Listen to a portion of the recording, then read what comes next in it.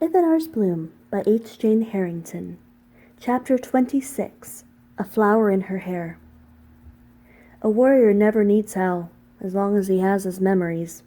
Master Kezias. Kier hated the rain. She stood at the window, staring into the nothing. Vaughn had been asleep for some time when Kier blinked to awareness. The lamps were still blazing, so she extinguished all but one and allowed her vision to adjust. The flicker of the remaining lamp cast dancing shadows on the furniture. The room itself seemed to have eyes, and a mournful presence crept from the very walls. Kier didn't believe in ghosts, but should they walk the world, then this room was surely haunted with memory. Sliding to her rump near the window, Kier leaned against the wall and lay her short sword on the floor. She propped the guardian sword against her shoulder and rested the tip of the scabbard in her lap. She wrapped shaky fingers around the cool metal for comfort.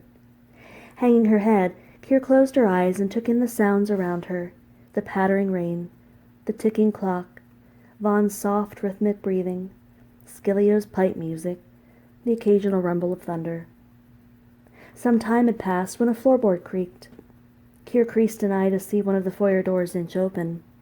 Her grip tightened on the hilt, but she remained motionless and ready. With a soft scuffle of feet, a girl child, probably no older than 8, approached. Her long hair and matching eyes were moonlight silver. A tiny hand presented a flower, its white petals wilted. Kier cocked her head at the odd child, then reached up to accept the dying blossom. "It looks pretty in your hair," the girl whispered, her voice melodious and haunting. Suddenly entranced, Kier nodded and weaved the stem into the strands near her temple. "I am Jessia. Will you play with me?" As strangely enticing as the invitation sounded, Kier shook her head. "I can't." "You can," Jessia replied. "I know a game that will make you happy, because you won't be lonely anymore."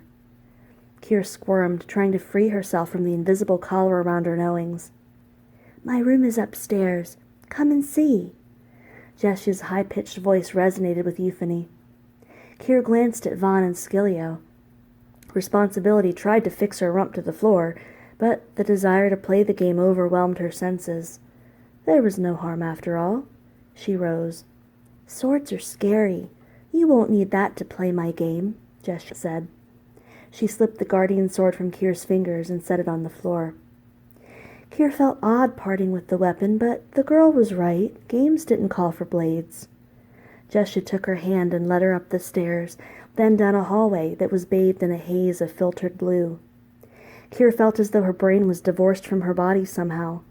She was in control of her movements, but the feeling was likened to being inside a dream. She couldn't fathom why she was following the kid. The urge was just too strong to ignore. When they reached Jessia's room, the child pulled the door open and led Kier inside. It was bare, but for an empty vase on the windowsill. Kier drifted across the room, drawn to the window. "You don't like the rain," Jessia whispered. Kier shook her head, penetrating the darkness outside with harried eyes. "It pelts you with the Balinor black, and speaks of horrible things, of death, of agony, of her. You stand in the torrent, but it cannot wash the blood away." Jessia's wraithy voice echoed in the empty room. Kier's breaths came heavy at the fear welling up in the depths of her mind. "Do you remember the blood, Kiriana? Do you remember?" She stumbled in a daze to Mirhana's side and pulled the slave into her arms. There was no breath nor tremor, only a shredded, lifeless shell. Kier fell to her knees, thrust unwillingly into the nightmare of Balinor. She buried her face in trembling hands. "Stop! I don't want to see it again!" "I can make it all go away. I want to help you, because friends help each other. Do you want to be my friend, Kiriana?" For so long, Kier had dreamed of washing away the bloody memories that had stained the backdrop of her life. And here now, this little child was offering to whitewash it all clean. The temptation was too strong to refuse. "Your friend," Kier suspired.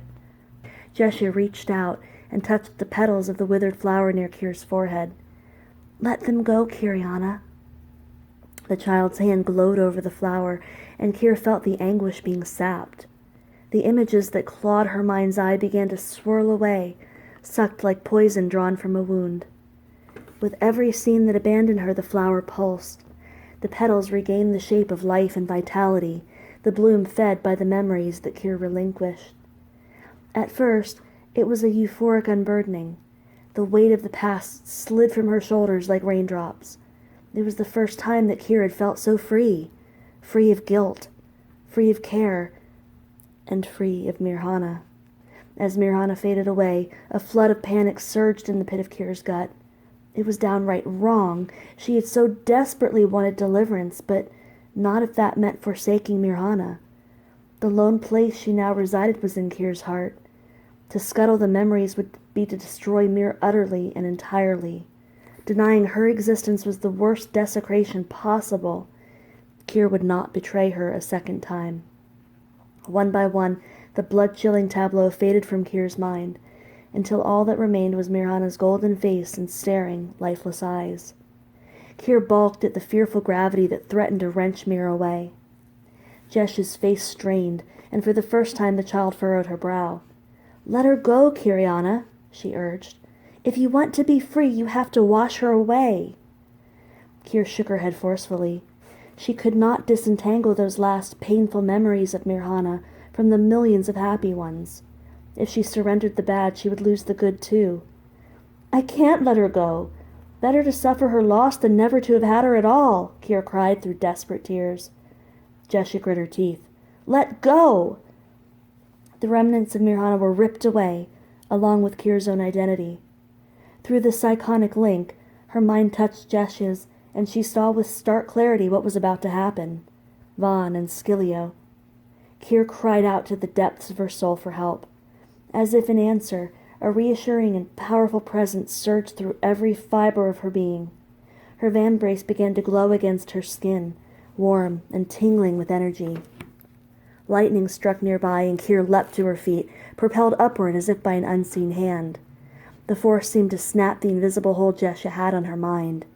There was a blinding flash from Kyr's vambrace, and Jesha crumpled, clutching her head in pain.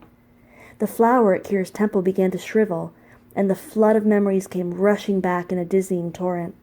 She leaned against the window, centering and steadying herself.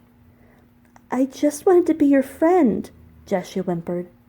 "Got more friends than I can stomach," Kyr said gruffly. Movement outside the window caught her attention. A shadowed figure held a torch against the rain, and a blob of white, starkly contrasting against the darkness, bobbed up and down. Kyr squinted and recognized Jairus, who wore Skilio's cloak. Two other men dragged limp forms toward the barn. Having touched Jesha's mind, Kyr knew what these men were about. Vaughn and Skilio's lives hung on her next move. Kyr shoved the girl aside. She barreled down the stairs to find Murtis standing directly in her path, clutching Kyr's sheathed short sword to her chest.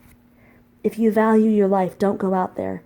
They've murdered before, and they won't hesitate to kill a woman," Murtis choked out. "I saw in Jesha's mind what those men are doing here. They don't hold right to your slave collar no more. I'll see to that," Kyr said. "But I need your help." "I can't. They'll hurt my children." "Then help me. Spare them this tortured life and take back your freedom," Kyr cried. Murtis paused, but a moment, then moved away from the door conclusively. She held out Kyr's sword. "There are 5 of them. And my son. Please don't hurt my boy. He ain't smart enough to know better." Kyr snatched her weapon as she shot past and threw herself into the accursed rain. As she approached the barn, she could hear men laughing. "I bet I can get 25 lorens for blonde hair this purty," said one joyfully. The statement lit a fire under Kyr's calm. She launched herself into the well-lit barn and counted 4 men. Jairus was perched atop some boxes, swinging his feet lackadaisically. One man, plump and ugly as unwanted sin, was dumping the contents of their bags on the ground. A second balding thief rifled through Vaughn's money pouch. Vaughn and Skilio were laying motionless on the hay, and a third man, wiry as a weasel, was holding Vaughn's hair in his hand. By Jesh's thoughts, Kyr knew they were alive. Their tea had been laced with sleeping potion.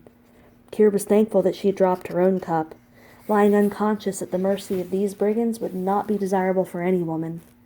They were 2 heads short of a party, and Kyr wondered briefly where the missing bastards had slithered. Let them go, now, Kier breathed, drawing her short sword.